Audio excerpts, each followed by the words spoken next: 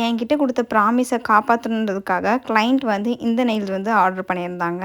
என்னுடைய கிளையண்ட் லாவண்யா நம்மகிட்ட வந்து என்கொயரிக்கு வரும்போது, அவங்களுக்கு எந்த பிளானுமே கிடையாது. எந்த ஃபங்ஷன்ஸுமே கிடையாது. பட் நெயில்ஸ் மேல ஒரு கிரேஸ் இருக்கு. ஸோ அத வந்து நான் பண்ணிக்கணும் அப்படின்னு நினச்சு உங்க பேஜ வந்து கான்டாக்ட் பண்ணியிருக்கேன் அப்படின்னு சொன்னாங்க. அந்த டைம்ல நானுமே வேற ஒரு கிளையண்ட்டுக்கு ஒர்க்ல இருந்ததுனால, என்னால இப்ப பண்ண முடியாது. நான் வந்து எனக்கு ஒரு 1 வீக் டைம் வேணும் அப்படி சொல்லிட்டு சொன்னேன். ஓகே நீங்க அந்த ஆர்டர் முடிச்சுட்டு என்கிட்ட சொல்லுங்க. நான் கண்டிப்பா ஆர்டர் வந்து பிளேஸ் பண்ணிடுறேன் அப்படின்னு சொல்லிட்டு சொன்னாங்க.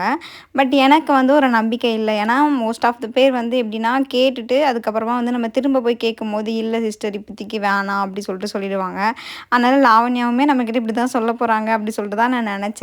பட் நான் போயிட்டு அந்த ஆர்டர முடிச்சுட்டு இவங்ககிட்ட போயிட்டு சொல்லும்போது, அவங்க வந்து நான் எனக்கு 1 டே மட்டும் டைம் குடுங்க. நான் மறுநாளே பே பண்ணிடுறேன்னு சொல்லிட்டு இந்த ஆர்டர் வந்து அவங்க ப்ராசஸ் பண்ணாங்க. அவங்க நெனச்சிருந்தா அவங்களுக்கு எந்த ஃபங்ஷன்ஸுமே கிடையாது. அதனால எனக்கு வேணாம் சிஸ்டர் நான் வேணும்ன்னும்போது ஆர்டர் பண்ணிக்கிறேன் அப்படின்னு சொல்லிட்டு முடிச்சிருந்திருக்கலாம்.